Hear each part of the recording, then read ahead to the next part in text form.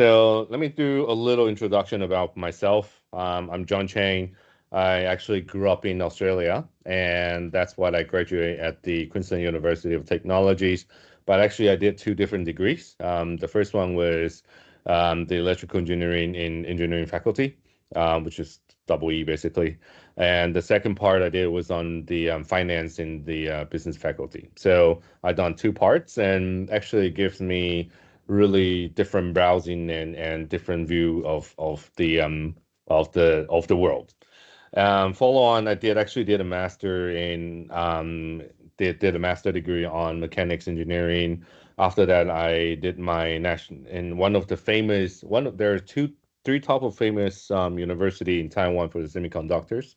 The first one is Jiao Tong University, which is the one I studied. Second one is Tsinghua Universities, and the Taiwan universities in upper in the Taipei area. So I actually did my PhD in electrophysics in of the physics departments, and actually I did become a candidate after that. But because we actually used my topic to start as my company, so I haven't graduated, almost there, but still got one paper away. So fingers crossed I can get that done as soon as I can. I came from back a family from doing the semiconductors, even one long way ago when I was a kid. So I did my summer and winter interns in the company.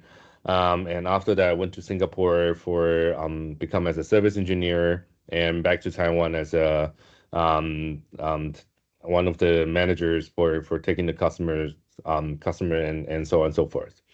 After that, again, while I did my PhDs, I realized one of these security topics becoming very trending and becoming one of the most important factor in the coming days. So that's why I started a company, and now I'm acting the current CEO and the chairman of the company. So today's outline will be very simple. We'll be into mainly three areas. The first one will be my startup journey, how I get here. The second one will be about talking about what does JmemTek do.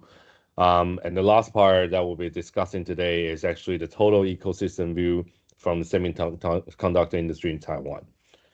And definitely follow on some Q&A if there's any questions. So now let's talk about the startup journey. So it's actually like a movie. So we actually started from somewhere that's small. So we're starting from the basement of my university's faculty. So it was a tiny room. We did all our meetings there. So instead of a garage, that's where I started. So the first time was actually during the researching period on one of the topics, and he's one of the other co-founder. He is our testing manager in the company right now. That was back from the 2018.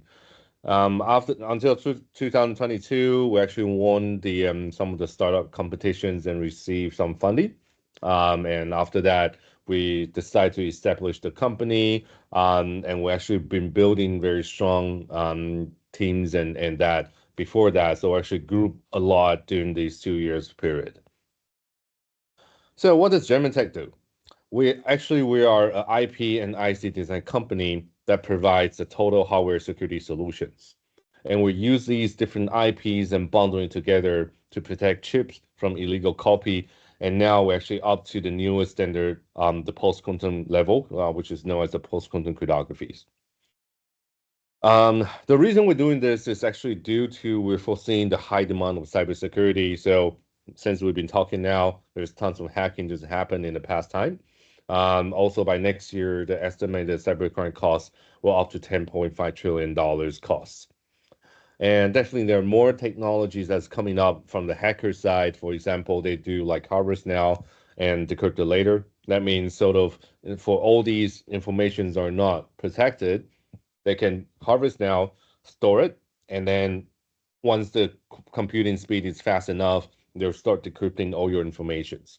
So that's where making things are very critical to governments, defense, or even just in you and I, right? So we have some informations, text messages we don't want to share, but you know people are they can be secretly harvest this information and be exposed to you, exposed to the media, one day you become famous.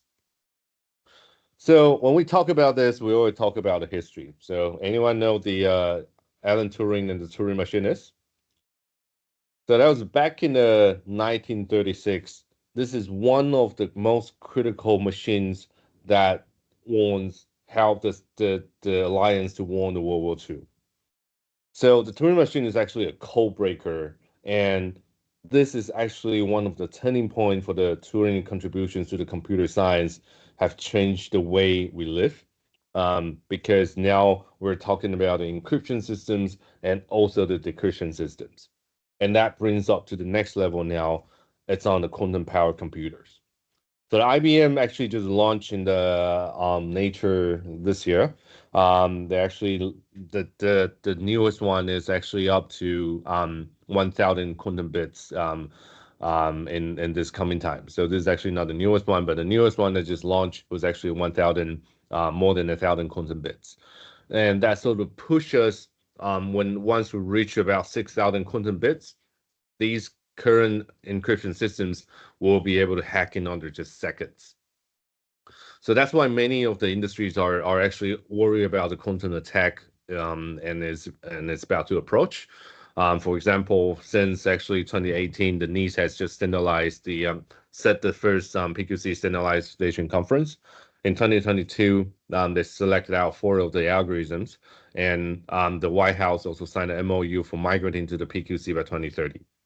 And just within these 2 years, these large enterprises like Google, Apple, Microsoft, they've been launching technologies and different sort of applications on the PQC topic as well.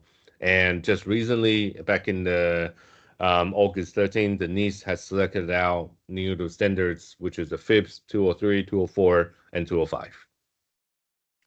So these new standardizations and applications can actually widely used in a lot of industries, from AIoT like cameras or these devices. Smart healthcare, there are more regulations on FDA, passing the FDA, you need to be cybersecurity protected. Fintech is definitely always where the money is. Automotive, aerospace, and also telecommunications.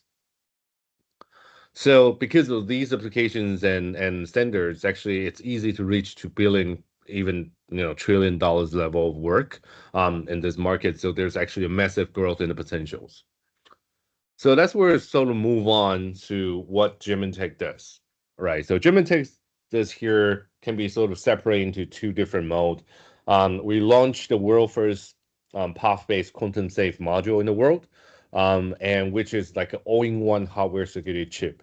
This one is fairly simple. We're sort of building on IP, which is intellectual property, the standard. And the reason we're doing hardware protections is because, like software, we always need to update it. There's always loopholes, and there's always people can figure out a way to bypass some of the firewalls and all that. But by the hardware is typically done by currents, voltage, and all this, and that's where this brings out a lot of value, because that is uncrackable from over the internet on the other side.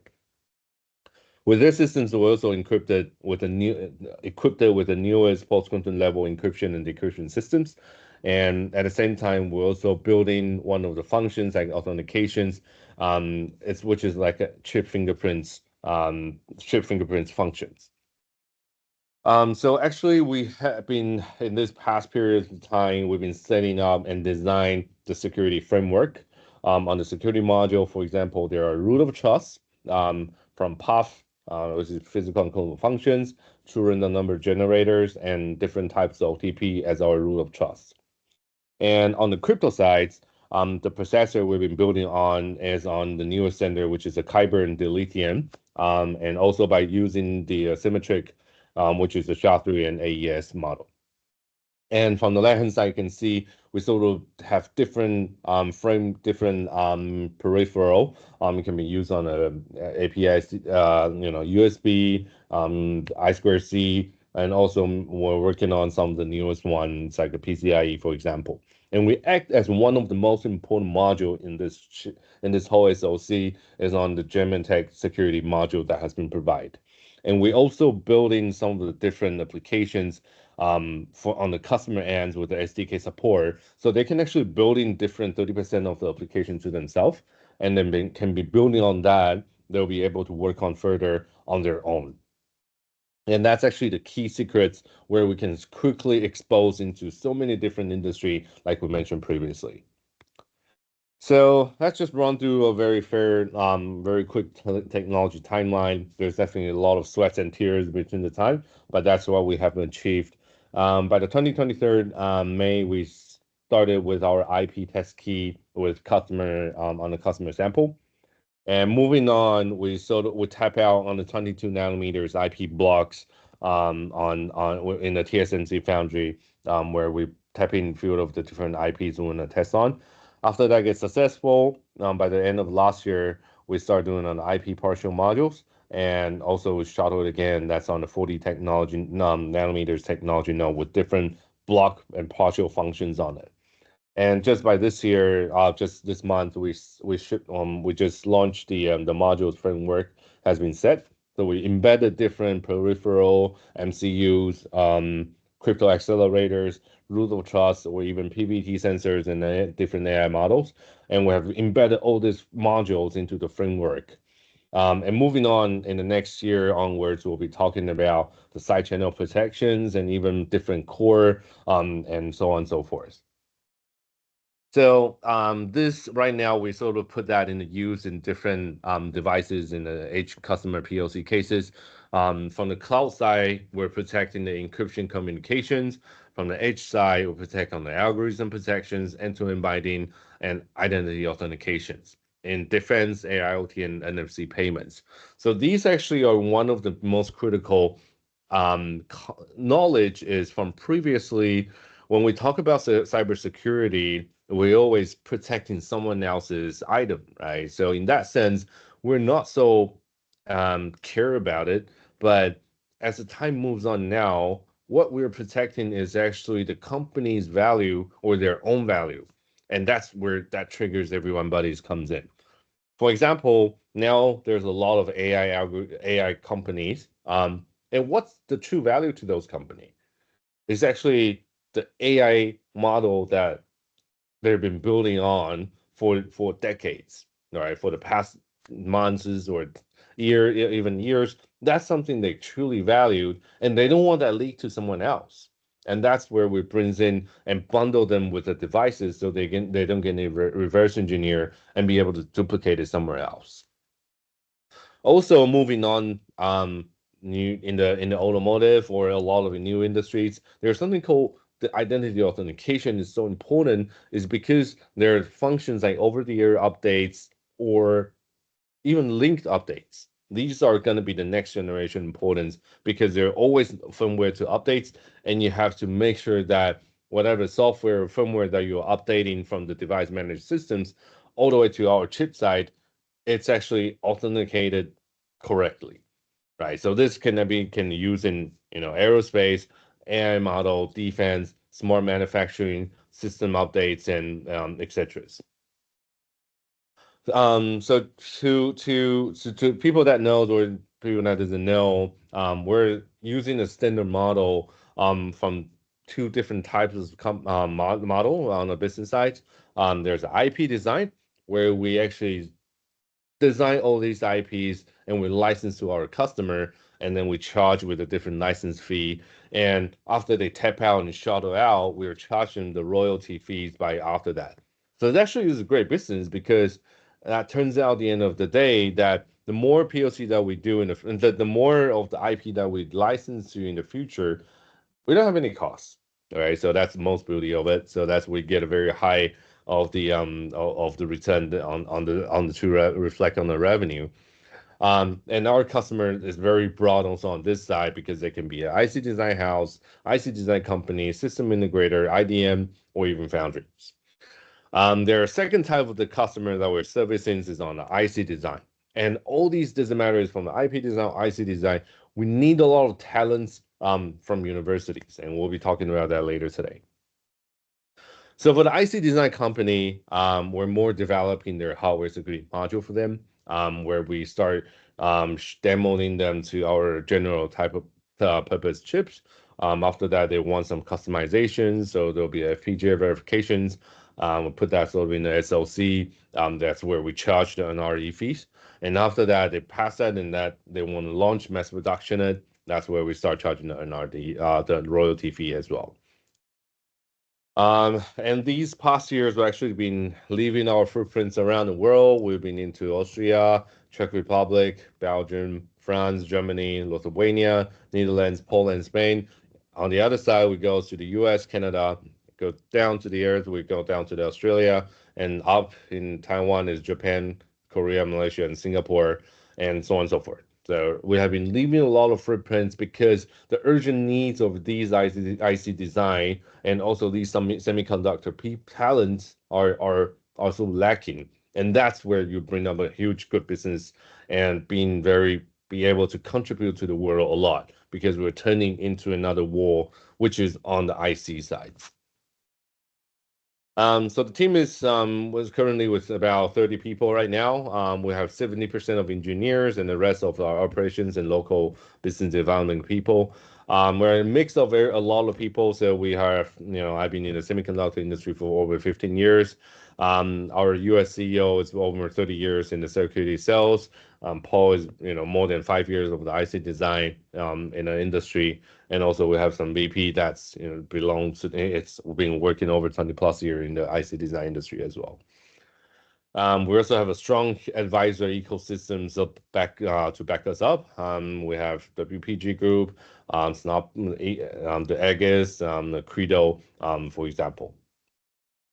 And we actually do have a lot of investors and also partners across globally. From the investor side, so we have US 500, Korea Smart Labs, Taiwan's SAC and Pega VC, CBCs, Mosaic, IPS, etc.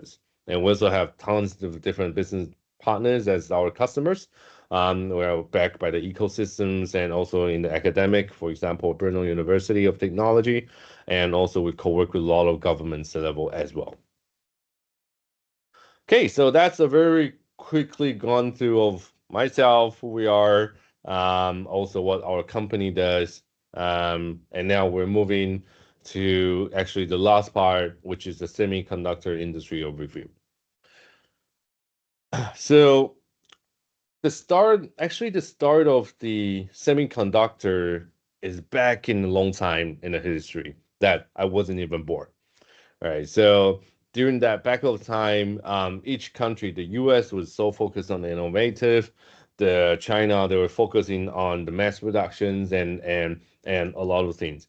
But there's a little tricky part that nobody does. So which is on the TSMC side, they're so famous right now, is because they're building other people. So we call that as a foundry. That is, we helping other companies to build their own stuff, but we don't steal them. And that's actually the most important successful factor in this case. So for example, one of their biggest customer is Apple. So when Apple asks TSMC to manufacture their chips, they don't worry about TSMC will go copy their chips and build their own iPhone, right? So what happened is they focus very deeply on how to help their customers like Apple and Nvidia to move on and push forward to their extreme limits. So we have a saying that the software actually defines the hardware, and the hardware is based and trigger the cybersecurity. And be able to do this, it's not an easy job actually. So Taiwan has been successful in the semiconductors. They're not just one-day story. Actually, they've been so strong in foundries and also by the ecosystems that we have. For example, the longest route from Taiwan, Taipei, all the way down to the south is Kaohsiung. You need only 2 hours of train rides, you will be able to get there. And be able to successfully build this environment is actually depends on a lot of talents, a lot of technologies as well. So looking at this semiconductor history back in Taiwan is where the government, they had thought about building this science park, and they know exactly one thing.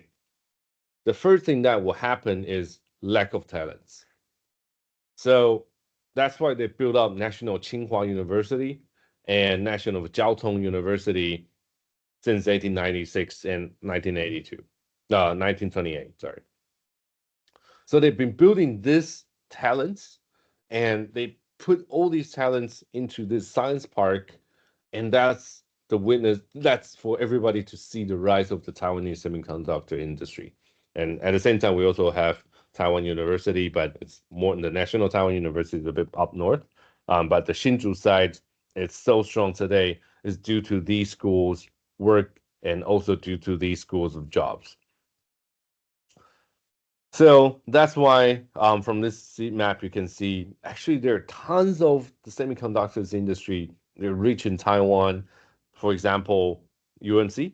It's actually the first foundry, but you probably never heard of it. It's actually one of the biggest, and in Taiwan, it's actually now the second biggest in Taiwan. But because everybody knows TSMC, so everybody focus on them. But the UMC is focused very well on the mature technology node, like 28, 40, etc.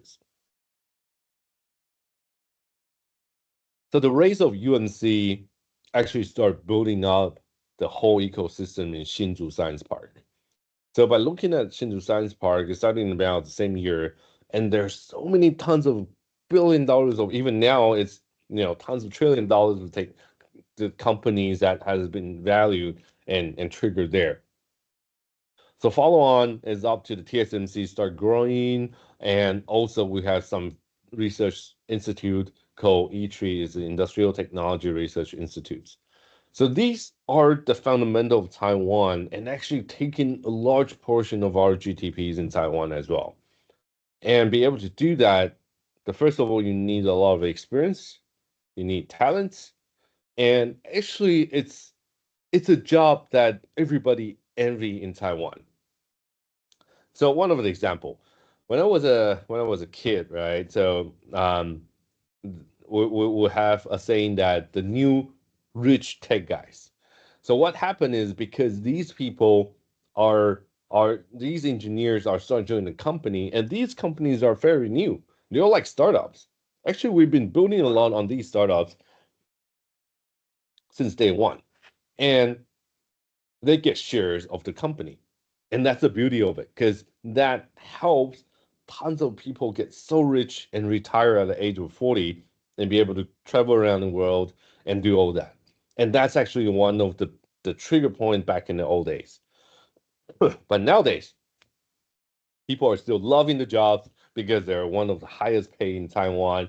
These engineers, they work hard, but they also play hard. And by looking at this, it's actually one of the most important part of, not just on, on the money resources, but also the technology that they've been building.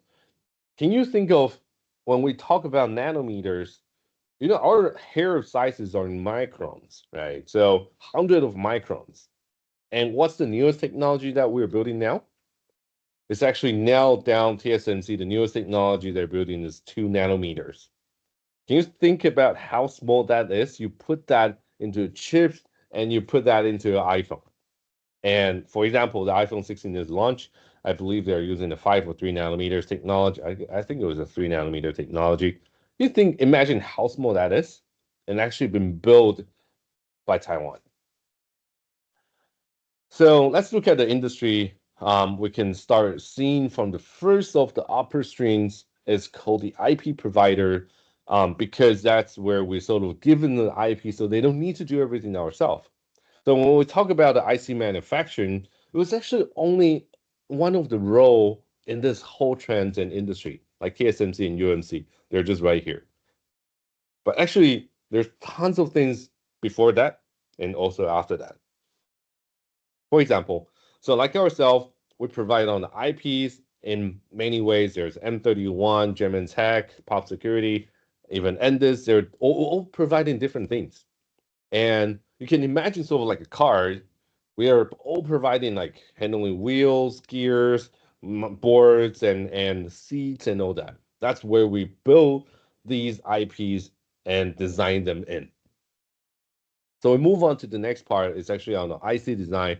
So there's more famous companies like MediaTek, Realtek, and JmemTek, or even up to the global sizes. There's AMD, Qualcomm. They're building on the IC design, and moving onwards, we'll be starting to act as an IC manufacturing. That's where all these large companies comes out with the TSMC, UMC, Samsung, and Global Foundries. But that's actually not the end, because there's definitely tons more behind that. For example, IC packaging from AAC Group, testing from the labs, and also you need to ship this and embed them and combine them, for example, for your customers like Apple, like Fox. You gotta pass on to the Foxconn, and Foxconn will put everything together and deliver your iPhone phone into your hands. So actually, this is a huge role of the semiconductor industry, and be building on tons of technologies all behind this. So that's how big this is going to be, and how important this is going to be.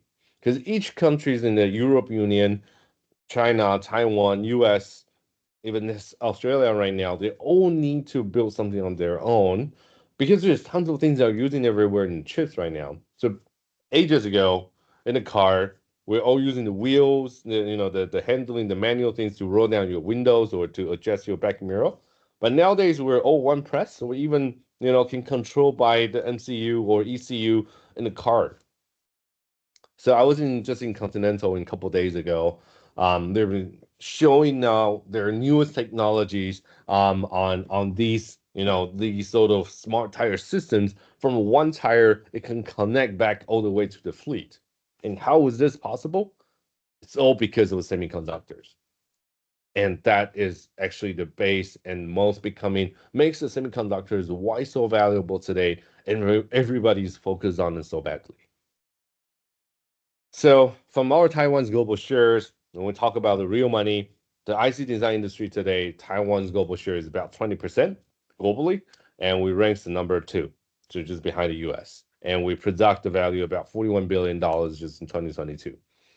And the foundry side, it's what we're taking the global share as a 63%, and how crazy that is. We're a tiny island, and we are maybe 3 times of your populations, but we've been doing a huge job on this, and we've been ranking as number 1 and produced over $90.2 billion in 2022. And lastly is the packaging and testing. Surprisingly, we're taking the shares of more than 58%, and we're also ranked as the number 1. So we've been done a lot of production value up to $23 billion. So you can see when all these adds up, it's up to a huge amount of numbers just by one industry. But because of this industry, there's so many segments inside here. That's where the countries becomes successful in this area. And that's what we wish to bring and help on with it together with the Czech Republic, so that we can also sort of build on these things and moving the engineers and into a pride. That sort of concludes my sessions for quickly today. Now I'm opening up for questions. Thank you.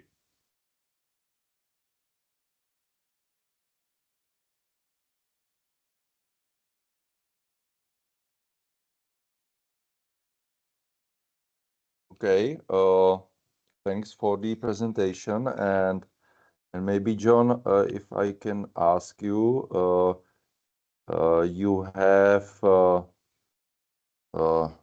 me when we had the meeting 3 weeks ago, that you have prepared some special type of chip in cooperation with the Australian Army. So yes, could you explain a bit more about it? Definitely, sure. Okay, so there's something I can share, but there's something but I'll give a general topics, right? So when we look into, but I'll just explain it. So when we talk, sort of digging into the parts of the applications on the design part, we talk about one of them is on the autonomous driving, right? So autonomous vehicle, drones, or all these are so important because there are definitely a lot of things that we need to protect on. So for example, from the defense part that we've been talking about is actually on the drone itself. There are tons of functions they want to build in today, and there are lots of things are sort of worth it. So we put that into 3 levels. The first level is like a gateway keeper to make sure nobody comes in and hijack my system. And that's a fundamental. And we built the second level is showing that people won't be able to hack in and manipulate your systems. So we want to go east and actually go west. We don't want that happens so they can play with your algorithms. And nowadays, we're actually building a lot of more algorithm functions inside the drones and be able to co-work with the AI model. So to make these machines become more valuable or more lethal or more effective is actually by doing this way. So maybe nowadays, in the next coming days, we're putting different modules of cameras, different types of laser, or they can carry different types of weapons. And the third last level that we want to protect it on is actually on, because a lot of the drones are now actually disposable. So it goes there, do their jobs, and they may just get crashed. So by doing that, you need to be secured your algorithms and also whatever you have built into your chip side. And that's where we sort of can apply these technologies in cybersecurity. There are other examples on the automotive. For the automotive parts, that when we talk about the next generation of level 4 and level 5 autonomous driving, and I don't know if you guys see in the US right now.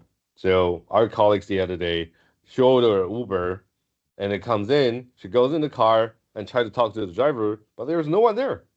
It's awfully automated driving nowadays. So that's what happened there. But imagine you're in that car and people try to hijack you. They hack into the system, update the wrong firmware, take control of the car, and you're in their hands. They can drive all the way to their nest and then kidnap you, or they can even just threaten you by paying their certain amount of money. Otherwise, it's just going to kill you. So that is something that sort of a lot of people are start worried about. And when we talk about why up to the PQC level, because right now all the systems is too old to be able to protect whatever you have. I know you guys, but since back from the old days, we only need to type in like our password. Was the numbers, right? So 1, 2, 3, 4, and after that they start asking you to put in different alphabets, capital letters, and now they even want you to put up to the certain amount of length with special characters. The reason we're doing this because it was on AES systems, and the current computer to decrypt that, the times of the length will be much difficult when you add in different elements, and that becomes hard to decrypt. But as the time sort of moves on, nowadays, for the quantum computer, that is easy piece of cake to them. So that's why these newest standards are sort of coming out, and we're turning into the next generation of technology. It's not just AI anymore. It's on the computing speed. It's up to now more of the technical side of view of protecting what you treasure and what you value for. And that's 2 of the applications that I can sort of briefly share right now.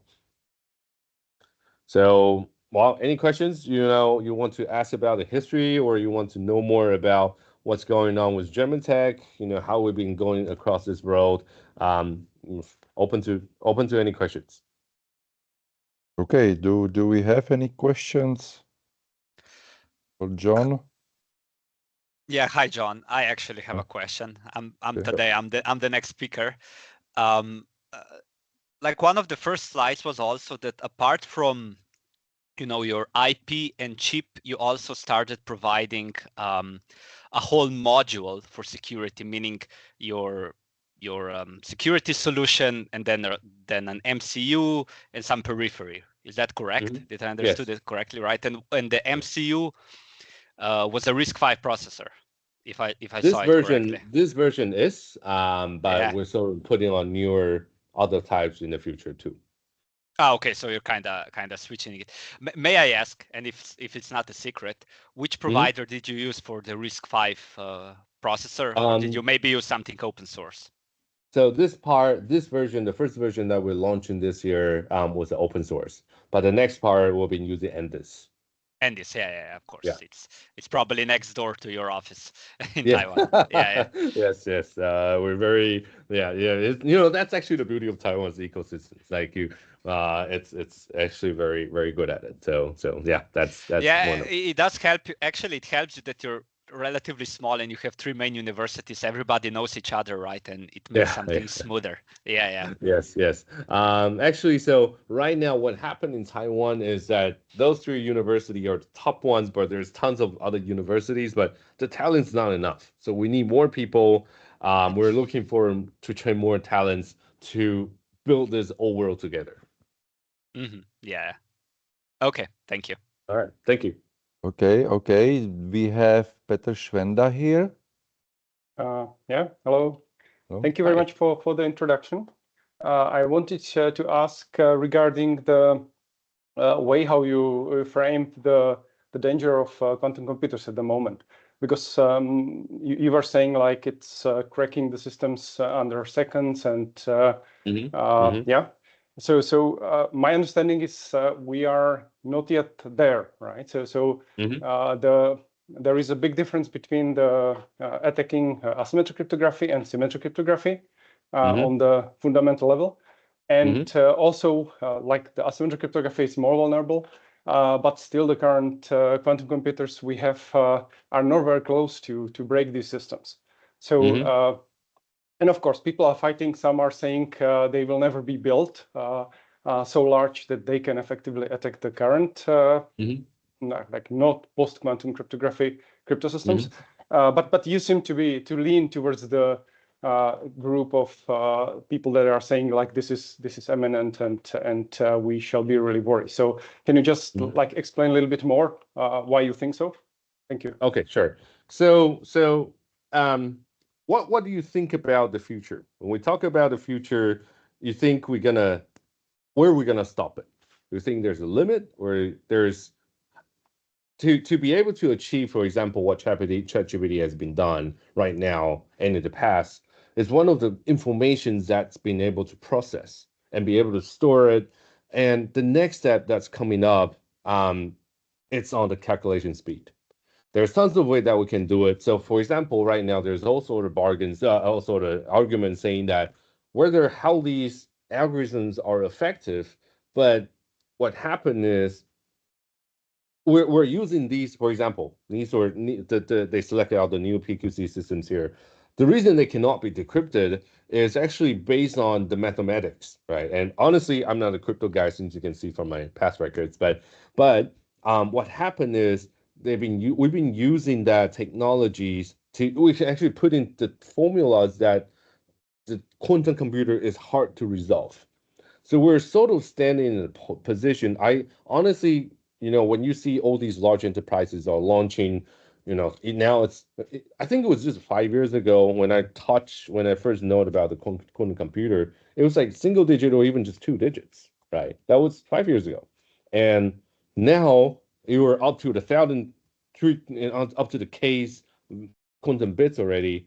I don't think we're so far away from that.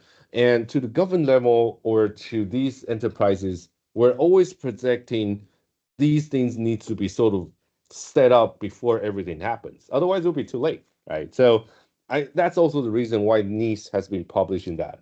And by saying that, whether it will be decrypted or not, definitely when we talk about the performance, it actually becomes much more complex in the algorithms that we even need to put in technology like crypto accelerators to make sure the latency it's actually not dragging the systems. Actually, we've been doing that, and that's why we knowing that it's sort of in a way that it's much more complex to defend the quantum computer. But we also believe that's not the end of it. So in our system, we're actually building that in the future, the algorithm can actually be replaceable with the new standards if there's one coming out. But NIST selected out the Kyber Delete and Falcon XMSS. They put that as the main roadmap, but they're putting more new standards as well. So in our hands, we're actually following the standardizations, and that's where typically the crypto or the cybersecurity world needs to be followed. It's hard for me to say which day the quantum computer will be out, decrypt all the systems, but it is definitely something that we need to sort of protect it prior than that. So okay, I agree with that. I agree with that. Just we are nowhere close at the moment there. So I think the information shall be like more balanced. Like if you're saying that it's under seconds now, yeah, this is too much at the moment, right? Maybe in 50 years, but right now this is not the case. Yeah, thank you very much. Yes. Okay. Thank you. Okay, we have also the question in chat. So the question is why it's easy to hack.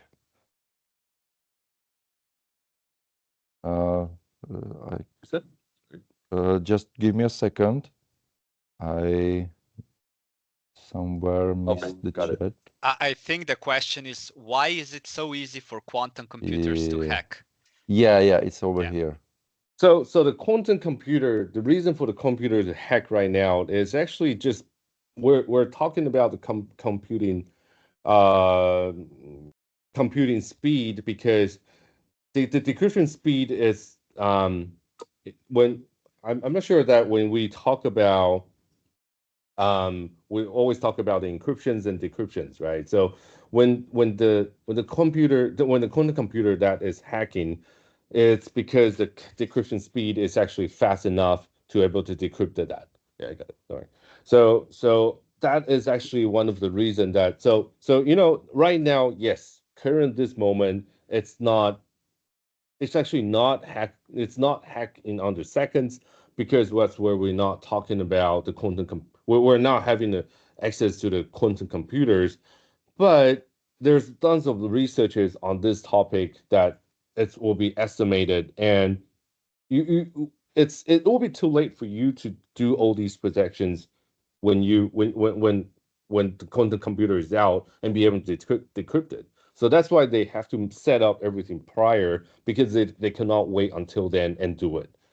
But I guess today's topic is sort of going through how these technology in the future will affecting us, and what we should do to protect it now.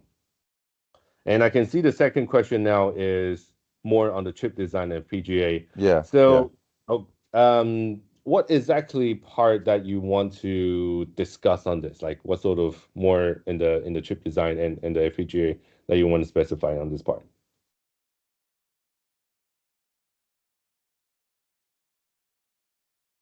Maybe if not, I'll just gonna cover that briefly myself, if that's okay. So the chip design that we have. So for example, in our company right now, we have front end. We have front end engineer, back end engineer, layouts, and also testing people. And each part on the analog design, that's more on the technology that needs to be sort of physical proven. For example, we're doing about physical unclonable functions, or even OTPs, or these type of physical validation. So when we talk about IP, we can separate that into two parts. The first part, we're talking about the physical IPs. That means we have to tap out in different foundries, different types of foundries. So for example, I need to tap into UMC, 22 nanometer, 40 nanometers, and have to do it again for each different technology nodes, and also maybe at different locations, China or even Taiwan, or US, Singapore, for example. And for the FP and for the other one is called the digital IP. It's lessly convertible, so it's sensitizable. So we actually it's easier, but at the same time, it's actually chicken and egg question. So it's actually easier for us to design it, but also sometimes it's faster when the people can actually come across that because they don't have these physical barriers they have. So that's where the JmemTek, we have all these different type of IPs. We have physicals, we also have the digital versions of a digital type of the IPs as well. And for the FPGA is because sometimes that for the customer, it's not ideal that I mass production every chip they want, right? So we have to get them to know that on the FPGA level board, it's easier to demo and sort of replacing all different functions on the digital wise. So that's why we focus on this, because we do have a general purpose of chips to testing each module's capabilities. But we always, when that passing that, then the customer will say, I want a particular set of functions, for example, and that's where they start putting into different FPGA. We help them to build on the FPGA level to make sure this chips is function on what they are asking, what we can deliver, and once that is done, we'll mass production that. So that's more on the chip design of FPGA parts.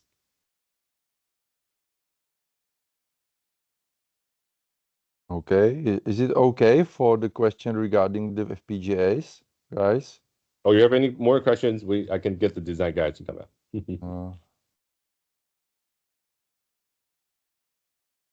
Okay, another. You are talking about the newly developed chip with embedded security against quantum attacks. Do you know about any approach of embedded security inside FPGAs? So inside this FPGA that we build in, for example, the dilithium and kyber algorithms into RTL, and that's actually the newest part. And if you want to do that, come join us in the company, and we'll definitely help you on that. But that's how the secret sauce is, and actually that's where you build things differently. So each country, everybody, we have all these standards they're open source. But the difference is how you can make this into an RTL code, put it on an FPGA board, and be able to demonstrate the difference. For example, our solutions is about 3 times faster than even the ISSCC conference paper. And because we're building on the MCU level, we're actually up to 100 times faster than the current CPU level. And that's our know-how inside this chips, and that's where we embedded this security on the PQC level to the FPGA by design. That's what being done. Okay, and I see Pavel Zemčík, maybe question? Yes, thanks very much. I have actually a question. We were trying to implement sorry, I cannot be seen. I'll just switch. We were trying to implement some very lightweight signatures into FPGA. It's not really encryption, but rather signatures. And we really cared not about the performance. We just wanted to sign, an image, let's say once in 10 milliseconds maximum. But we were looking for some very light solution. Do you have anything like that? Yes, that's on the going on process. We've been doing on the LWC for sure. Because there are definitely some of our customers, they want a lighter version of the capability. So yes, that's where we're going. Yeah, we actually do work on some solutions, so we can get in touch and just like to discuss with that. Sure, no problem. Thank you. Thank you. Sounds good. Maybe John, to be more familiar, Pavel Zemčík is the Vice Dean of Faculty of Information Technology of our university. So that's the faculty. This faculty is the part of our semiconductor technology hub. So that is the question and possible cooperating topics. Sounds good. So right now, actually, we're building on some of the things as well, and we do definitely need a lot of people helps on. For example, we be working on some of the PQC side channel tech. We're co-working with some of the professors from Taiwan's university as well. But there's so many things inside this that we want to build in different IPs, and actually, that's sort of the beauty for our framework is because we actually can put in and build in different IPs on this level. So that's what we're looking forward to see any collaborations in globally as well. Yes. Okay. Maybe Thanks very much. Maybe the question regarding the ACDRC opening ceremony, are you going to attend this ceremony in October? Yes, I will. Yes, I'll be there. Okay, so that would be a very nice chance to meet each other and discuss it. Sounds good. No problem. Okay. Yeah, okay, I'll guys. be there as well. Thank you. Okay, great. Perfect. Guys, any other questions? No? Okay, so John, thank you very much for your presentation. We had a lot of Q&As, so I hope already enjoyed your lecture and you as well. Thank you very much. And if you would like to be in touch, you can watch the lecture which will be given by Tadej Murovič. Thank you very much, John. Okay, thank you very much. Thank you. Thank you. Bye-bye. Bye. And Tadej, are you there? Yeah, perfect. I am here, yeah. So hello. So the next speaker is Tadej Murovič. Pleasure to see you. Tadej Murovič is with the Codasip in Brno, one of our very important partner and the member of Czech National Semiconductor Cluster. So Tadej studied University of Ljubljana, mostly the things related to electronic engineering, and he has also very nice company experience like tutor on semi in Ljubljana, and now he's with the Codasip as the European University lead manager, let's say. Am I correct? I hope so. Yeah, you're correct. Yeah. And his topic of expertise is hardware architecture designer, engineer. So Tadej, floor is yours. Please be welcome. Okay, thank you very much for the introduction. Let me just start sharing. Okay, can you see my screen? Yeah, perfectly. Okay, perfect then. So today I'm going to be talking about our company, Codasip, RISC-V in general, what is Codasip's differentiation in the RISC-V ecosystem, and because this is a security workshop, I'll also delve a bit deeper into our Cherry solution, which is a special type of memory protection, let's say, framework for processors. So firstly, something about me. So as Jiri said, I'm Tadej Murovič. I studied at the University of Ljubljana at the Faculty of Electrical Engineering here in Slovenia. I work remotely from Ljubljana. I did my master's degree in electronics, specifically in design and verification of a processor, specifically a signal processing processor, a DSP. And then I continued to do my PhD in massively parallel binary neural networks. It says for programmable circuits, but actually I implemented a binary neural network in an FPGA in a super hardwired sense, meaning that it does one inference in one clock cycle, basically. That was the whole point of the thesis. And what my industrial experience is, I soon after, well, actually in the middle of my studies, I started working for onsemi. A lot of people might know onsemi. I think I saw Michael Lorenz as one of our viewers today who is from onsemi in the Czech Republic. But I worked for onsemi for 7-8 years, and onsemi is a large Fortune 500 American company that specializes in a lot of things, but also in manufacturing of passive elements, sensors, power components. I specifically worked in the sensor group, now called ISG, or Intelligent Sensing Group there. And the whole point there was that onsemi made the sensors themselves, and then the group that I was in made ISPs, or image signal processing, hardwired ASIC designs or circuits, right, that processes the signals that come from that imaging sensor, basically, right? I also worked, so that's of course for cameras, but I also worked in radar and lidar and more different algorithm domains such as this, right? And the experience goes all the way from talking to the analog designers or the RF designers to talking to our customers who would be using the data from our sensors to do some sort of AI or something similar.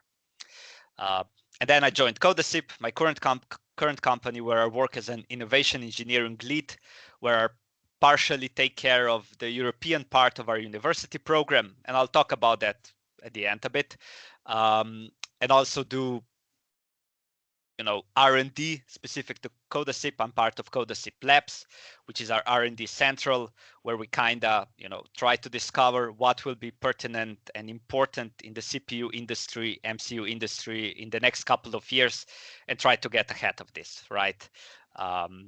And to kind of connect it to John's talk, right? Of course, that is all about security and safety, AI, DSP, graphics, and stuff like that. So as I mentioned briefly, right, in this lecture, we'll explore the technologies of Codasip, which I would like to separate it into three different chunks, which is basically, first of all, it's Codasip Studio. And if most of you might not be familiar with Codasip, of course, and Codasip Studio is a software tool, basically, not for necessarily designing software, but for designing CPUs, right? We have our own high-level C-like language called Codel, which allows you to easily design how a CPU should behave, right? All the way to the microarchitecture level, how many stages you have, what kind of instructions you're using, stuff like that. Basically, then you have a bunch of buttons. You press a button, on one end, you get the compiler, and on the other end, you get the Verilog file or the actual IP or the hardware description of that CPU. So the next part of Codasip is our RISC-V IPs, which is just basically, again, the Verilog file that is created from Codasip Studio, but we have them neatly packaged, verified, all of that, right? And we sell those as soft cores, basically. And the third part is, which is gaining traction now, it's called Cherry, which stands for Capability Hardware Enhanced RISC Instructions, which is basically a standard that came from Cambridge and is kind of now bleeding into the RISC-V international standardization framework, and is very simply, I'll go into more detail, but very simply a way of doing pointers. So you have some extra instructions for your CPU and some extra, you know, hardware modules in your CPU that enable you to run your software in a very secure manner, right? So that no, or let's say very little memory hacks can be done to your system. So yeah, as I mentioned, Codasip, we're trying to revolutionize processor design through custom compute or custom CPU design, right? So you're not only optimizing either your software or your accelerators, you're also optimizing the CPU itself, right? And we try to build that on the foundation and on the foundation of security and safety, and also do security and safety on top. We think the security and safety is super important. There's no technology without security and safety, right? And for some people who don't know the difference, right? Security is when you try to protect your system from other humans, right? Trying to interfere with it or other technologies. And safety is when you're kind of trying to protect the environment and other humans from your IP, right? So if you put a chip into your self-driving car, you don't want that car to crash, right? So this is where safety comes in. So just briefly about Codasip, our overview. We're a startup that started in Brno about 10 years ago by Karel Masaryk. It started from his PhD thesis about you know, high-level synthesis or electronic automation tools, and we've since moved our HQ from Brno to Munich and grown rapidly. In the past 2 years, we've went from like 50 people to more than 250 employees. We are mainly based, so our design is mainly based in Europe, so United Kingdom, France, Spain, the biggest design centers in Czech Republic, still in Brno, around 100 people, but we're growing quite a lot in Munich. So as I mentioned, where our HQ is, and in Greece. But this is not the end of it. We also have sales representatives, different application engineers, and presence in the United States, and also in Asia. So China, Korea, and Japan mostly. We're also RISC-V International or Foundation co-founder from the beginning, and we are the leading providers of soft cores that enable which you can customize to your preference to get the performance that you need. So yeah, we've actually like really grown, as I mentioned, really grown in the past 2 years, right? We've augmented our teams with really experienced engineers coming from other big companies doing processor design, such as Imagination and ARM. We've really focused on our verification capabilities because that is really, really important when you're selling IPs. They need to be verified so that our customers know that they work as they should. You know, we've developed our software teams and also just our core architects of CPUs, right? And here you can see like a graph on how different groups in our, we call it engineering, have grown in the past couple up to 4 years now. And here you can see that apart from our physical design centers, we also have employees all over Europe. This map is actually a bit outdated. There's actually more now. So, you know, we're truly a European house of doing RISC-V custom computers and security solutions for them. We're also heavily involved in different consortia or European projects, right? We get grants from Europe to develop the next generation of CPUs that are RISC-V based, right? So we have Cyclops, Isolde, NeuroKit, Nimble AI, Listen to Future, and Tristan. A lot of people who are listening here now are also probably part of those because those are big consortia, and they all come from the European version of the CHIP Act, which will try to push the European Union to be on par with the States and Asia, who are kind of beating us right now. So yeah, so you know, these are different consortia that target solutions all the way from AI acceleration, HPC, which is high performing computing, so for servers and maybe yeah, supercomputers for scientific stuff. Neuromorphic architectures, which is still kind of out there. So think like also yeah, like more lower level technology readiness level solutions, and also like Listen to Future is having some emphasis on low level embedded CPUs and technologies as well. We're also part of IPK, which is another huge project in Europe, and we've partnered up with a lot of big players in Europe, such as Bosch and Continental, NXP, right, one of the biggest companies in Europe as far as technology goes. And we are providing different cores, different families of CPUs. I'll talk about those in a bit, right?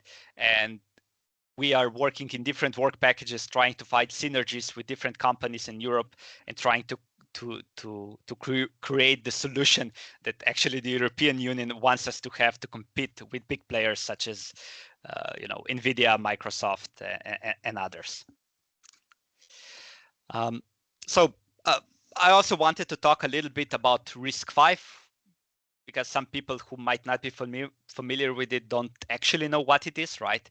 It is an open source instruction set architecture, which is somewhat similar to ARM, if you think in ARM terms, or like Intel's x86 instruction set architecture, in that truly RISC-V is a PDF file, right?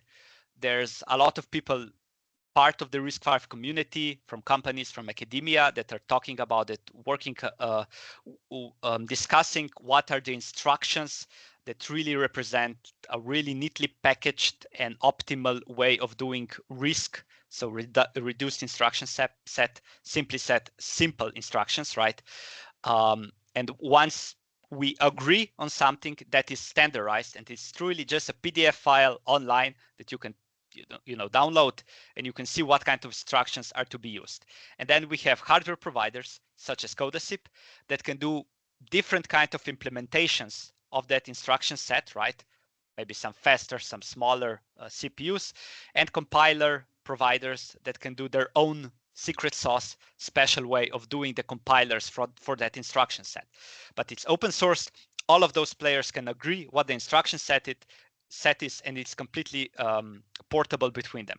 So you have a compiler from 10 providers, you choose one, you compile it, and then you can choose 10 providers of hardware and run that compiled instructions on that hardware, right?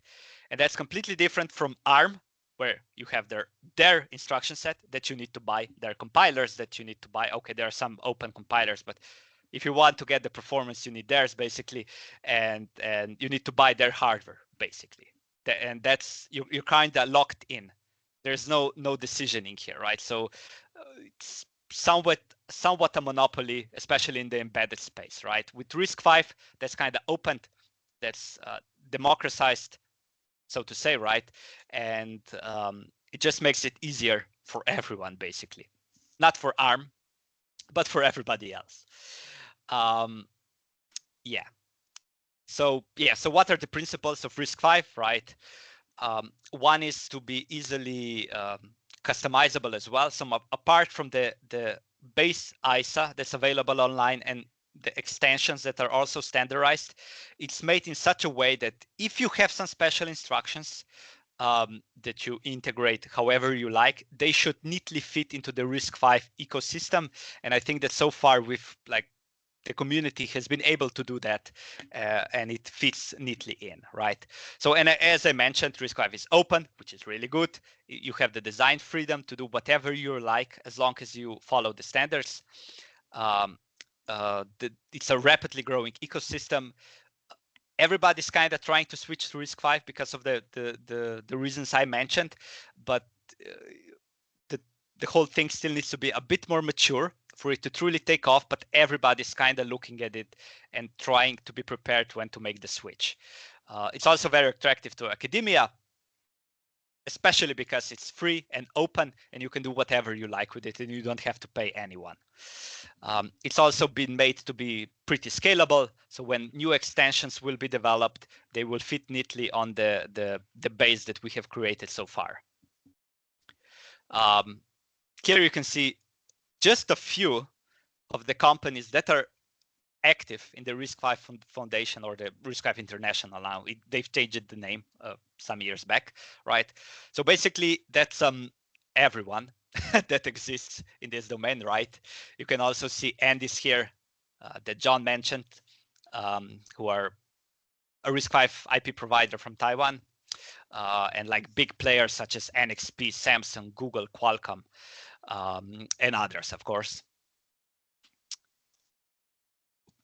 Okay, so this is the RISC-V market analysis. It's growing exponentially, and it will go even faster in the future, just because of everything that we've talked about, and especially when different companies and academia will start putting out more performant cores, right? Because RISC-V is still, let's say, somewhat new, right? The solutions that exist on the market now are more towards the embedded space, so more low power, let's say lower performing. That's not to say that those are not real powerful beasts, but they are lower performing as let's say something that NVIDIA has for neural networks or graphics, right? RISC-V has the capability to do that as well, but we still need the industry to catch up with RISC-V. So now we're back to Codasip.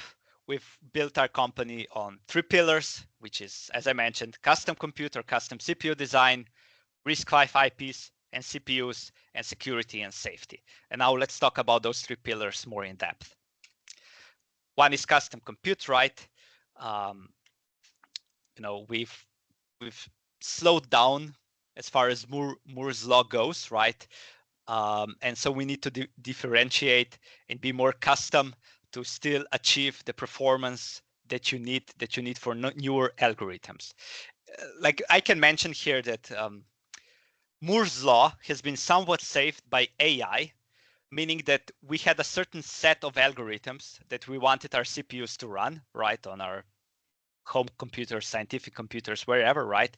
And that the hardware became faster and faster and faster, and then that kind of plateaued, right? But now that AI is really popular, that set of software algorithms has kind of grown to include a large portion of AI. And even though our hardware has plateaued, right? We've discovered that we can parallelize AI processing really well, right? So we've kind of started, you started doing more vectors, more MAC units, or multiply and accumulate units in parallel, and you are able to accelerate that new bubble of algorithm that's just grown, right? So Moore's law is still kind of alive with that as well. But the previous set of algorithms is still somewhat plateaued, and with that we need differentiation, right? So you can no longer just rely on some predefined hardware architectures or predefined ISAs. You need to be more specific. And with that, yeah, you can definitely accelerate your algorithms and make your hardware faster as well. And yeah, as I mentioned, what Codasip enables you to do through Studio is that not only can you optimize the software algorithms, so your C code or whatever language you're using, or your other hardware resources, you're writing some accelerator in Verilog or VHDL or whatever, but up till now you've been kind of stuck with one of the processors that you bought from anybody. You might even bought a RISC-V processor, but once you've bought it, that's it, right? It's been really hard to play around with it. Even if it was open source, it takes a lot of time, a lot of learning, right? But with Codasip and Codasip Studio, you can actually easily push the processor optimization into your iteration loop and design or optimize and flesh out your whole system, CPU included, right? You might want to add some security or safety features or some ECC for your memory, some Hamming codes. You can do that easily. You want to add some custom instruction because you're doing, I don't know, some crypto or some FFTs or whatever, and you have a very special way of doing it, and you need a special instruction to go like that 100 times faster, but you need just one instruction. You can easily push it in, and you get the compiler, and you've customized your CPU. This is just some graph where I mentioned an FFT, some filtering, Cordic for trigonometry and other functions, right? And SHIs for crypto. And with custom instructions, you can improve the speed of execution by like up to 10 times in these specific examples, but we can go further as well. And with that, you also bring energy consumption reduction, which is really important nowadays. So yeah, so something a bit deeper about Codasip Studio, right? So as I mentioned, right, we have our IPs, right? So CPUs and Studio, right? And all of our IPs have been written in Studio, right? So we have a model, so written in Codel, our C-like language. Very simple. If you know C or C++, you'll know Codel immediately. And with a press of a button, you get the Verilog for the description of the CPU. And the beauty here is that you can buy one of our CPUs, but maybe you don't want the multiplier because your algorithms don't need it, and you want to make your CPU a bit smaller. Well, you just take it away from the description, and you regenerate the Verilog file, and there you go, right? You regenerate the compiler, and all is well. The compiler knows that there's no multiplier, there's no multiply instruction any longer, and it can use that in the newly compiled code, right? So Studio itself, not just that, right? Studio itself also enables instruction accurate modeling, which basically means you do a trace of your algorithm, see where the bottlenecks are, what is actually being executed. We enable cycle accurate modeling, which actually, because as I mentioned, Codel describes the CPU down to the microarchitectural level. So you can actually model cycles, right? And you run your software and you can see how much cycles it has taken, right? Of course, that depends. How much cycles a CPU takes also depends on the memory subsystem, right? So if you go down to disk and it takes 1,000 cycles to get it, right? You need to know beforehand to put it into the model to get that specific numbers, right? But otherwise, as far as the CPU goes, and maybe the immediate caches, you will get the exact cycles that you would get in an FPGA on that, and then later in the ASIC, right? So all kind of NOPs and flushes and stalls will get modeled, and you will get a really good approximation of what your CPU is doing, and maybe what you can do to improve it a little bit as well. We also enable all different kinds of analysis, profiling, different graphs of combinations of instructions, and other things like that, basically. And as I mentioned, yeah, you generate the SDK or the compiler, which is it's LLVM based, and also we have a debugger, and different kind of executable models. We can go into more detail about that as well. Oh, and by the way, our like modeling is also based on System C in the backend. So some companies that use Codasip Studio would also like to plug into the System C, because while Studio is great for CPUs, they have maybe their whole ecosystem, maybe an SoC running on System C or being modeled on System C, right? But Studio does enable you to plug into that as well.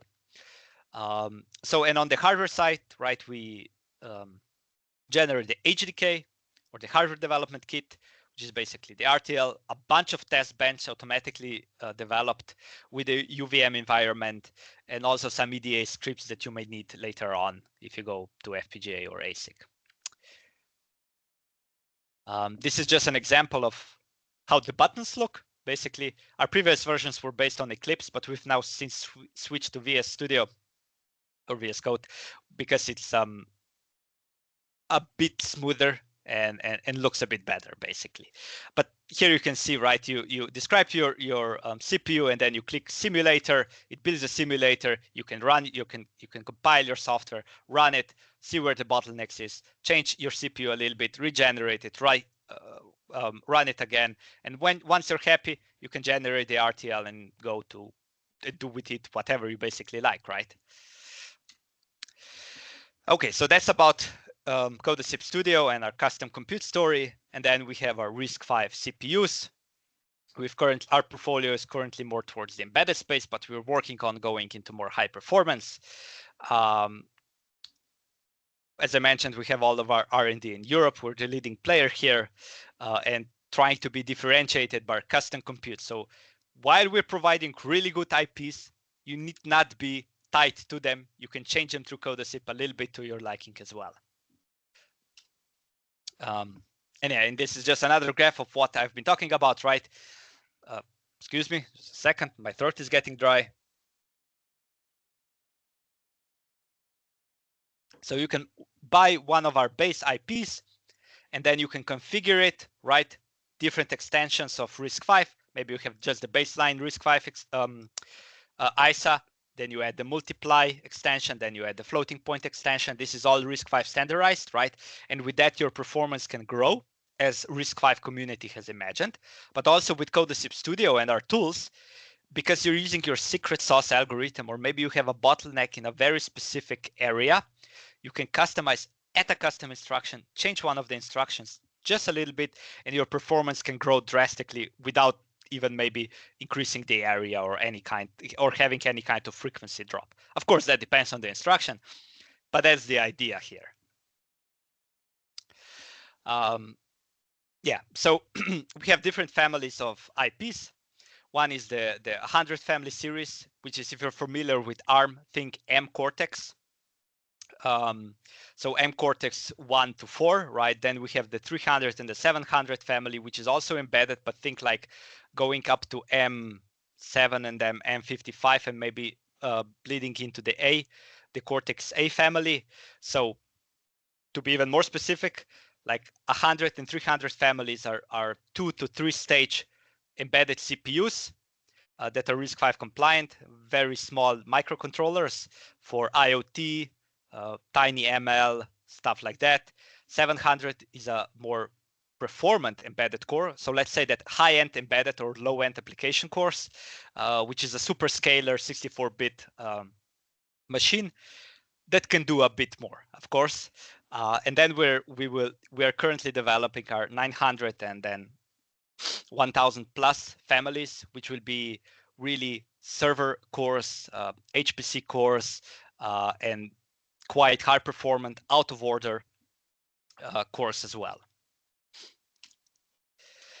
And I just maybe wanted to present a simple application that myself and a couple of other colleagues have developed in Codasip, taking one of our cores in studio and doing just basically this was an exercise as if we were customers, and we presented that at the RISC-V Summit in Munich a couple of months ago, right?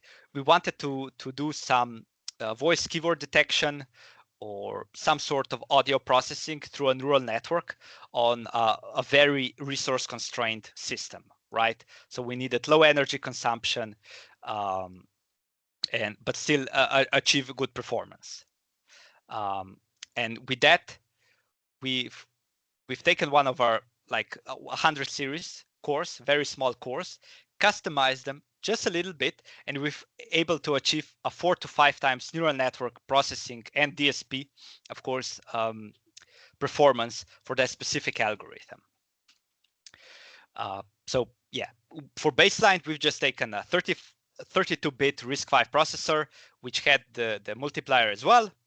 It was one version was just a one-stage core, which is aimed for very low frequency domains, basically, right? Because it's one stage, there's no separation between your combinatorial logic, so the critical path's quite long, which is fine if the frequencies are low. You don't need the extra registers. And the algorithm was basically first the DSP part of processing some sort of audio data, and we use the MFCC algorithm, which extracts some capstral coefficients from the signal, and this is the DSP pre-processing. Deep inside is basically a bunch of FFTs, and then on the other side there was the neural network, which was the quantized 8-bit autoencoder, CNN based.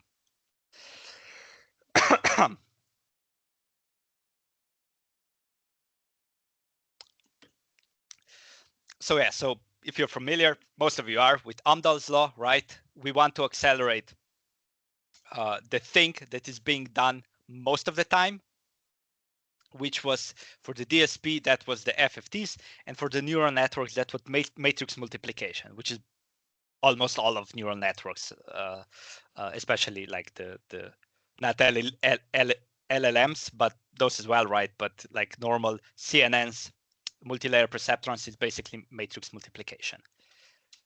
And for those operations, like neural networks are quite, those kind of embedded neural networks are quite well researched and mature.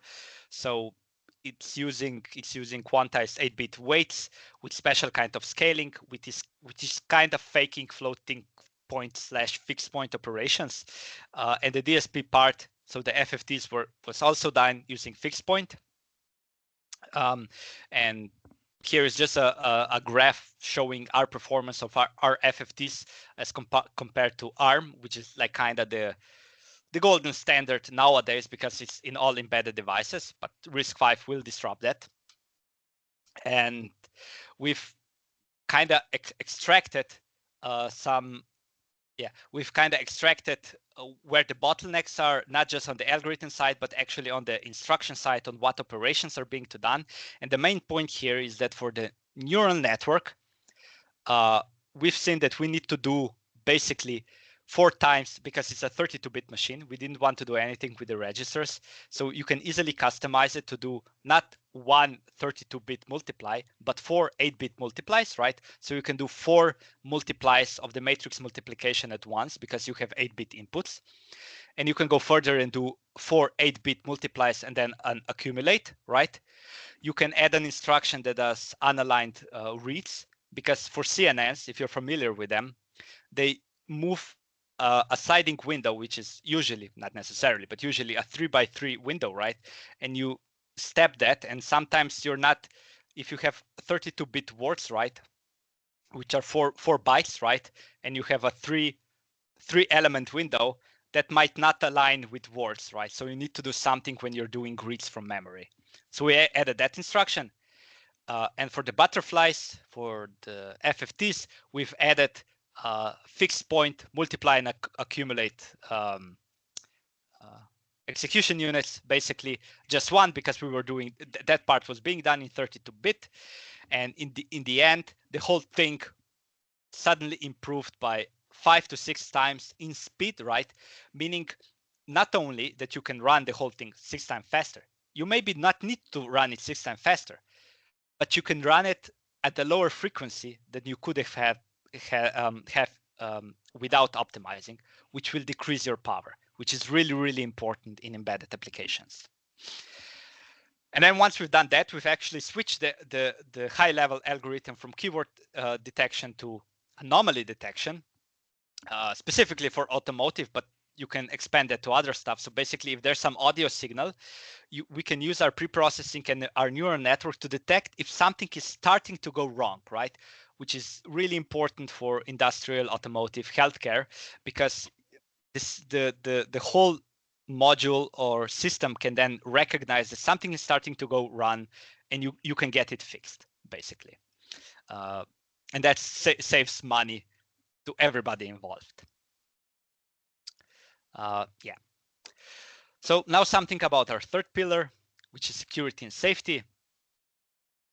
We're very conscious about it, right? We're trying to be safe, especially because we're targeting automotive domains where we need to be safe. We need to be ISO 26262 compliant. So our course and our process on how to develop our course need to follow certain guidelines to achieve the standard that is needed nowadays, right? And as I mentioned, we have safety and security.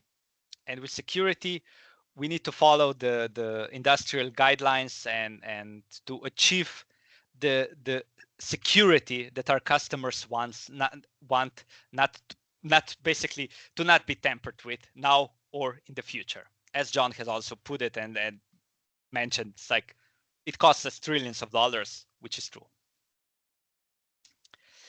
And our I'll dwell deep, not that deep in safety, but in security, especially. I want to talk about Cherry, which is our way of approaching security, right?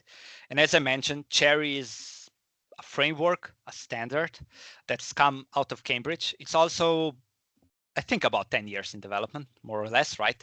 Been a couple of spin-offs, but like Cambridge is still the main driver here, but our engineers are heavily involved with them as well, talking to them daily. We have a big office in Bristol as well. And as I mentioned, right, it's a combination of instruction set architecture, so new instructions, compiler and some compiler changes, right, because you need to recompile your code with those new instructions, and then some hardware changes that enable you to run those instructions.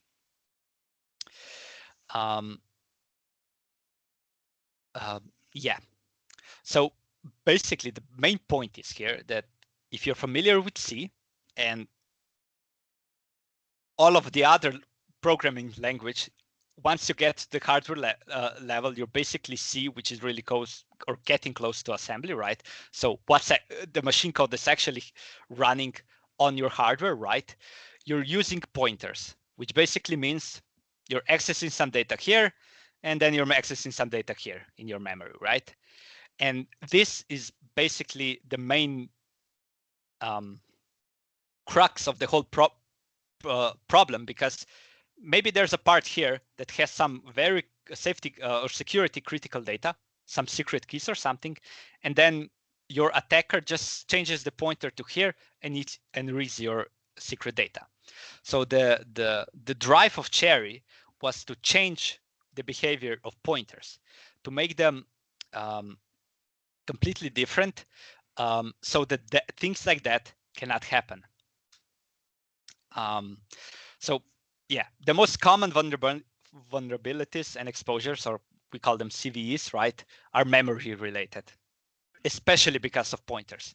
There are some stack overflows, pointer manipulation, stuff like that, that accesses memory locations that the designer didn't want you to access, and then you can wreak havoc. You can install your applications, malware, take some data that's secret and stuff like that.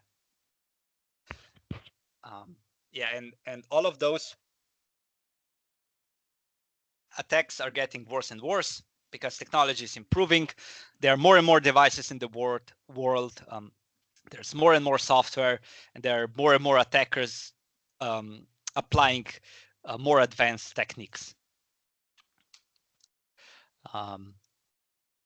Here are some table that a colleague of mine has given me of some Android vulnerabilities that were detected and patched in the past 10 years or something, and you can see that it's a lot. And those are just the vulnerabilities that have been detected and patched. There might be much more that we are not even familiar with that attackers are using. And oftentimes, attack needs multiple steps, right, to exploit a bug, to actually get access to the part of memory that you didn't want them to use, right?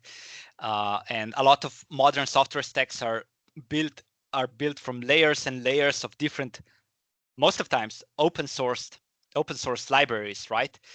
And the processors have, or MMUs, right? So the memory management unit have poor compartmentalization between those libraries, so they can kind of leak into each other, right? So one library can affect the other, and that can affect the other one, right? So attackers kind of exploit that, right? To use one library, one function calls, to mess with the other library and its memory partition, and then that leaks into the other one. And building with those steps, they can break into your system and get everything they want, right? And this is also how the Pegasus attack still works. Basically, it's a malware that was developed by the Israeli army that I think you can actually buy if you're a government, right? That can just straight up unlock an iOS, right? It works on using, we don't know how it works, but it works on using a bunch of different exploits in the iOS to get access to your system. And you basically just click a link, and then it works through the whole libraries in a few seconds to completely jailbreak your phone, and they have access to everything you have on your phone, right? And some of those exploits in that ladder have been detected and patched, but there are other bypasses, right? And those that have been detected were discovered that would actually be stopped by using Cherry solutions, right? If you redo the pointers to not be as easily manipulated, you could actually stop that in its track in the first exploit. So this is just another graph, right, of how this, what the percentage of different kinds of vulnerabilities come from, right? And just compartmentalizing the pointers, right? So the pointers not being able to affect other functions or libraries, right, in the stack, right, would just solve most of our problems as far as security goes. So yeah, I've already mentioned the acronym. It's also called capability-based addressing because you're not really using pointers, you're using capabilities, which are pointers and something extra. And the whole concept was developed in the 60s, as was most algorithms that ever existed, right? But was only recently really started to be fleshed out as I mentioned, at Cambridge in the past few years. So DARPA is working with Cherry a lot because they think it's a future, which DARPA is the American defense contractor. They don't really develop anything. They just know how to, give the money to the correct players in the industry to get to basically develop what they want. And also, it's not mentioned here, but ARM's been working on Cherry as well as Codasip. Yeah, these are just some more players here. Also, Google is involved, listening in, HP, and different kind of national entities in the UK. So yeah, so this is just a representation of what I've been alluding to, right? That your pointers, you don't want your pointers to go just out of bounds and do whatever. You want, when you have a function that's using pointers, it has a special part of memory reserved just for it and nothing else, right? The whole thing is working on the principle of least privilege. What does that mean? Is if you have a function or a library, it's an FFT, right, or whatever, some crypto. Least privilege means that this function needs to have access only to the inputs that are pertinent for it to get its results. Meaning, if there's 132-bit data that comes in and you have 132-bit data that comes out, that's the only thing that the pointers from this library have access to, nothing else, right? Because if it can go out of bounds of its specific memory bounds, it can lead to exploits, right? So with Cherry and doing capability pointers, we try to enable just that. We try to do really, really fine-grained compartmentalization. Basically, like normal MMUs do that as well, right? Between operating systems, right? Function kernels there and different applications or libraries, but they're coarsely grained, right? So maybe you do some separation, but there's still a lot that's going on in one part of it, right? And there's a lot of interference that can happen in that domain. And Cherry gets a bit farther because it works on individual pointers, right? Because when you're writing your code and you say integer A, it's a pointer. No, it's a Cherry pointer. And for each specific pointer, you can generate the bounds and the capabilities of that pointer. So you can get really, really, really finely grained. Okay, this is just a few slides that's talking about vertical and horizontal and vertical compartmentalization that MMUs do. But as mentioned, right, we can do, as you can see on this slide, like very fine-grained compartmentalization. So libraries are completely separate. Like if maybe there's a library that's an enemy of your system, it can't really do anything if it's recompiled or whatever with Cherry capabilities in mind. And there is actually, I don't know if I have a slide about that, but Cherry has been designed in such a way that there's a spectrum of your software stack on how heavily involved it is with Cherry. Meaning you can have your software stack without Cherry. This is the normal way of doing it, just an MMU. Then you might have a software stack that has a few libraries that are maybe security critical that have been recompiled with Cherry. So they work with Cherry, but the other system doesn't work. And that's completely valid. The system will not be able to break into those libraries and vice versa. And that it's a spectrum where you move from that to like wholly Cherry capable or Cherry capability system where everything is Cherry and basically nothing can happen as far as memory goes. Yeah, so just something quickly. We won't go too much into technical bit accurate details, but Cherry pointers are no longer just pointers. They're not only do they have addresses, but they also have bounds that they can access and some other permissions, right? So some metadata. And apart from a normal pointer, which is whatever the bus width or the memory width is, might be 32-bit or 64-bit, right? It's now 2 times as big plus 1 bit, which is the tag. So each pointer in memory also has a special tag to it. If it's set, meaning this pointer has not been tampered with and it's safe. And maybe if there's something that happens to this pointer from somewhere that was not allowed, right? This tag gets flipped. This is in hardware, right? It gets flipped and you know that something was wrong and an exception occurs, right? And you stop working on it and you still remain secure. Yeah.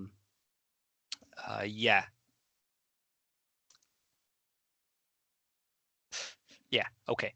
I think there's something else I wanted to say here. Yeah, okay, maybe I'll remember, right? So this is this begs the question about what about the compiler side, right? What about stuff like Rust or others, right? Which are memory safe languages, right?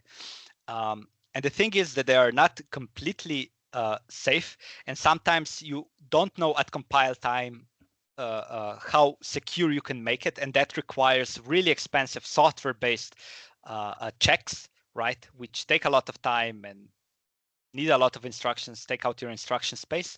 Basically, while Cherry is always there, basically, with just those few extra instructions and enables much smoother transition. And if you want to be extra safe, you can absolutely use Rust with Cherry, and people are working on that to make it truly impenetrable as far as memory-based attacks go.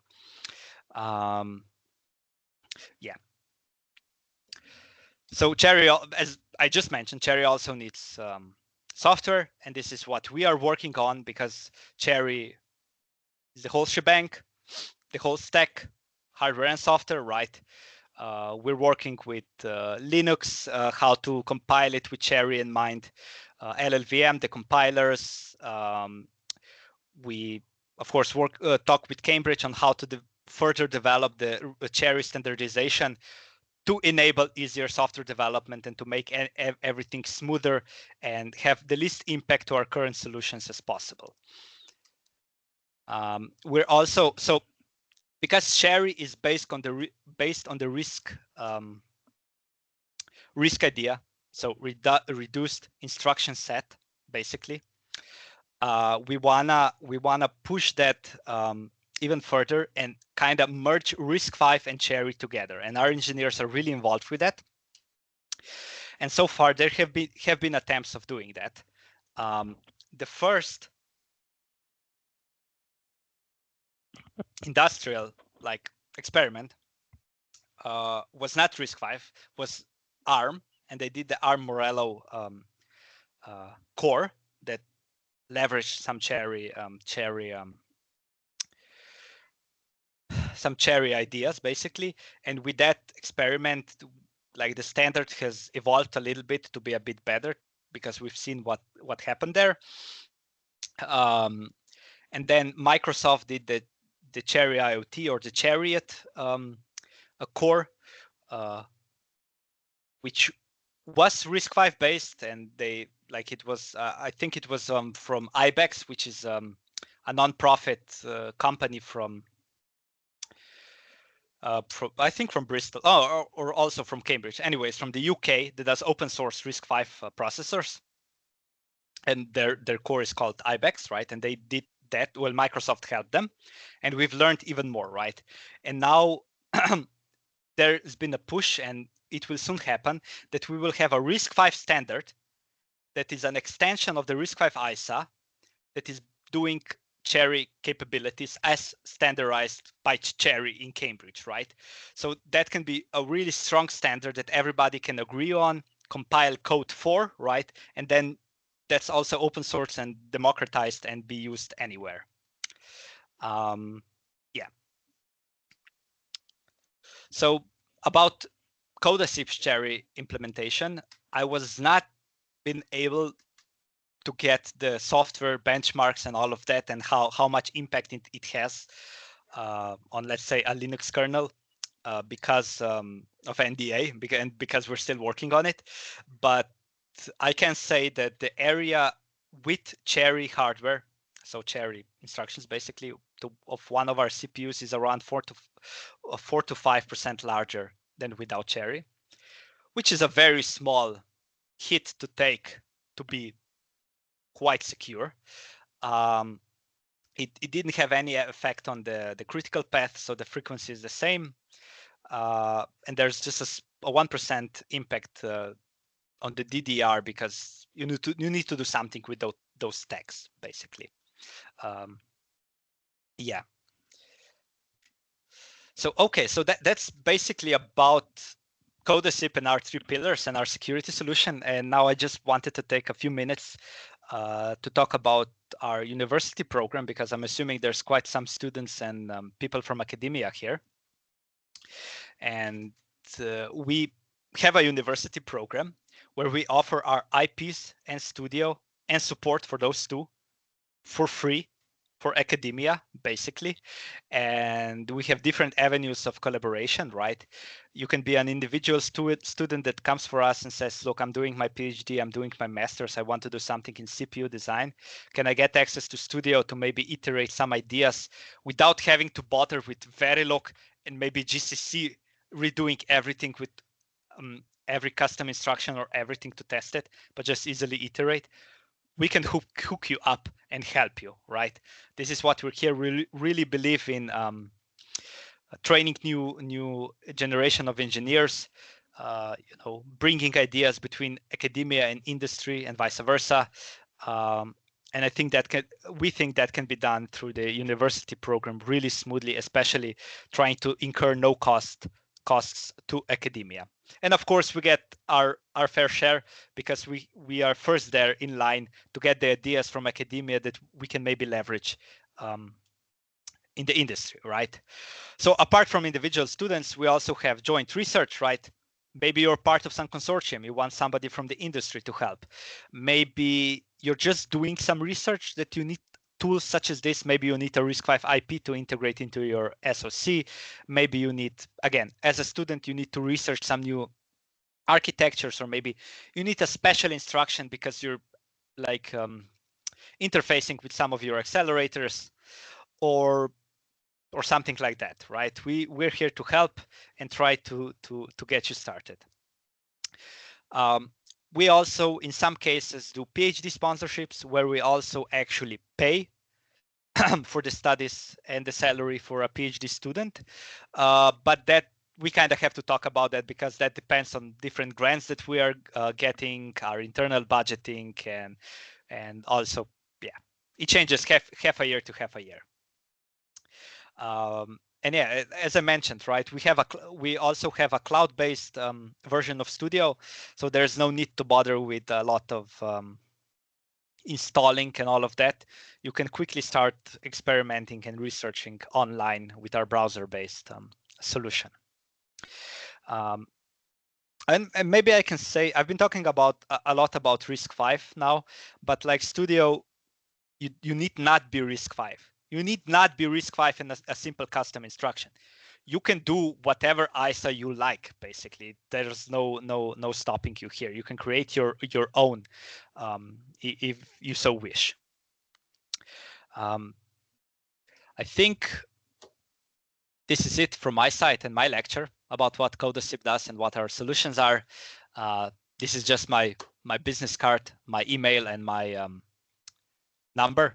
If you want to contact me either for university program, any kind of industrial partnership, or whichever kind of questions you'd have. So thank you.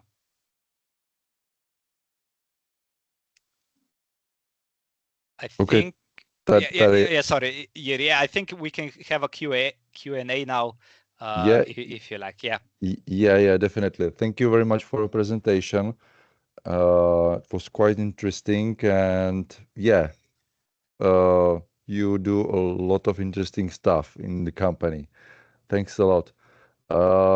Maybe before we start with Q&A, I'd like to point out that thanks to the cooperation with Codasip, we also involved some parts of your university program into our study programs, which we have already accredited, and I am very happy that Keith Graham will be a part of these studies and these lectures. Maybe I suppose today you will be another lecturer who will join us.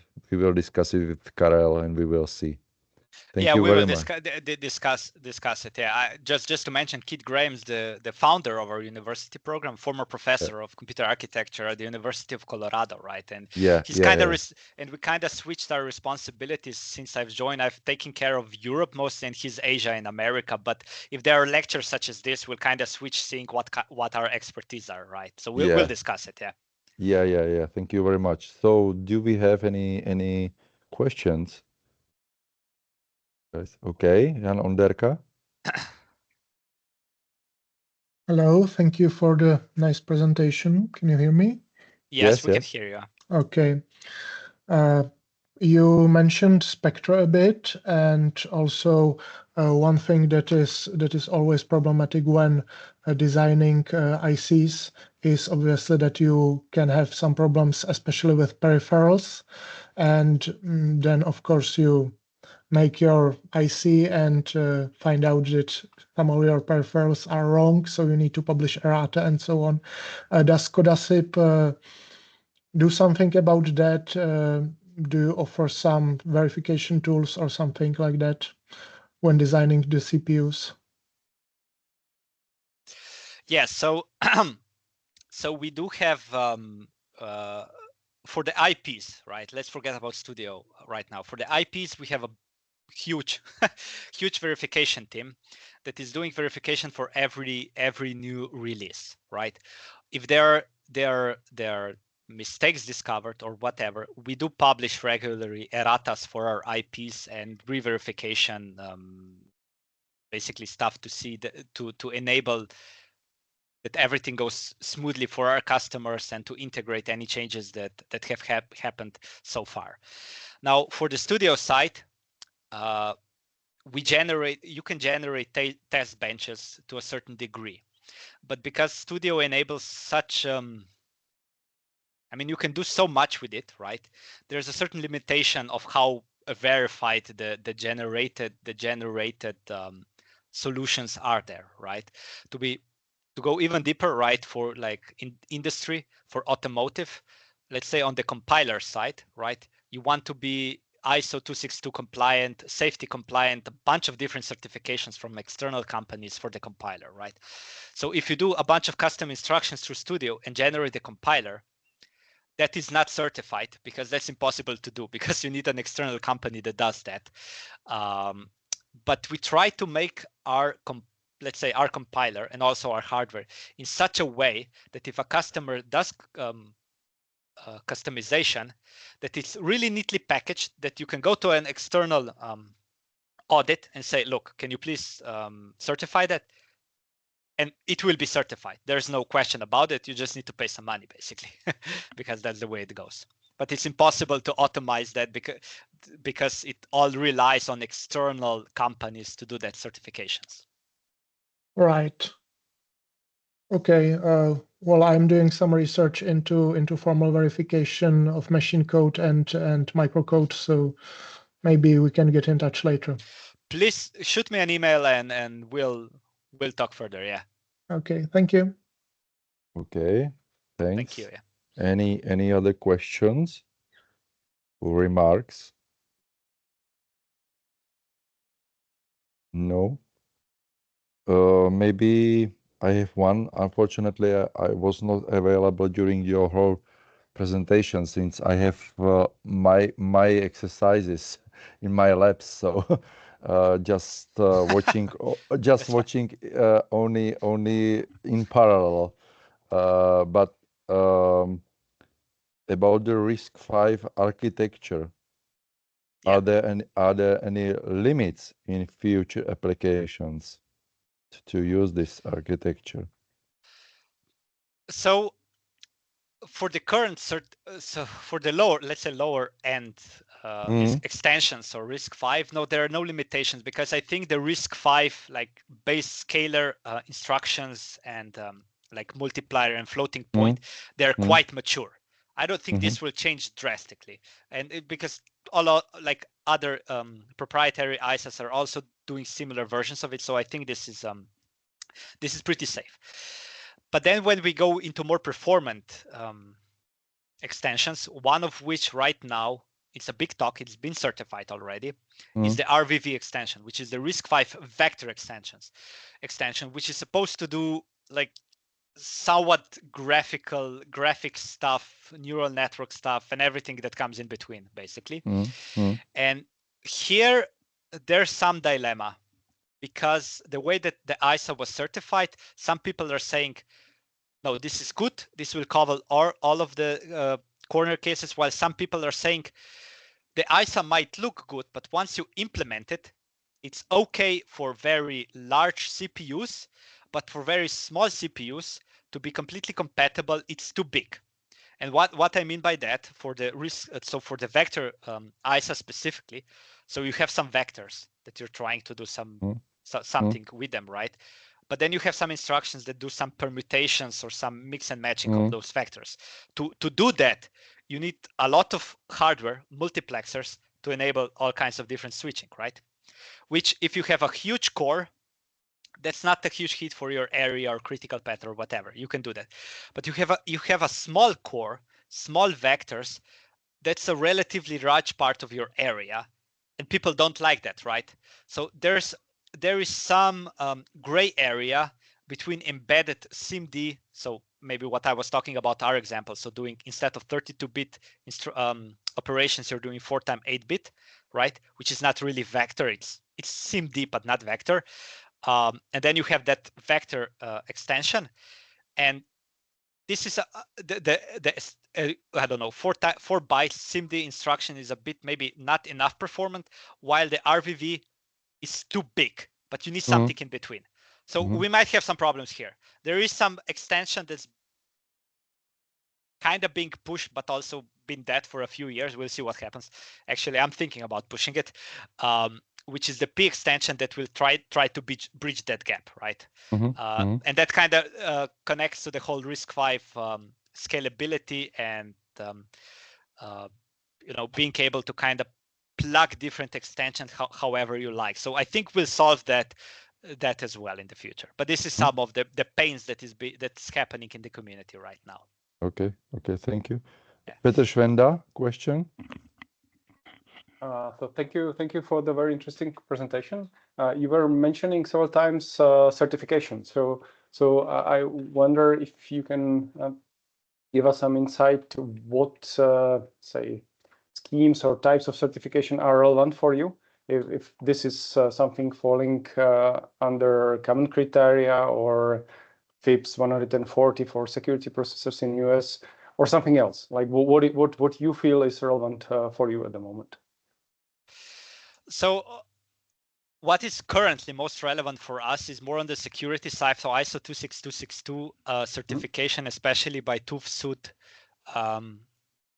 here in Europe, because we try to push our whole European story, and the biggest companies in Europe are automotive that kind of want that, right? So we are being audited both on the processor side and trying to certify our created IPs. Now on the security side, yeah, I mentioned the standards, but what the status here is specifically, I cannot say. I would have to ask or bring in one of our leaders in the security team. Thank you very much.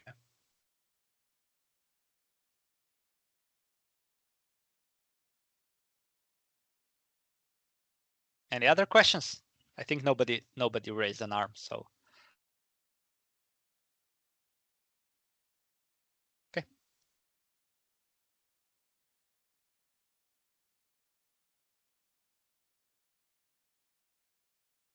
Okay, I think that there won't be any more questions, Siri. Okay, he's having his exercise, so I guess some of the students broke an FPGA or something. No. No. Sorry. Fortunately, they are doing some simple amplifiers, Oh, you can break that as well. yeah, that's possible. Quite simply. Okay, so if we do not have any other questions, Tadej, thank you very much for your nice presentation. Thank you. I will stop the recording.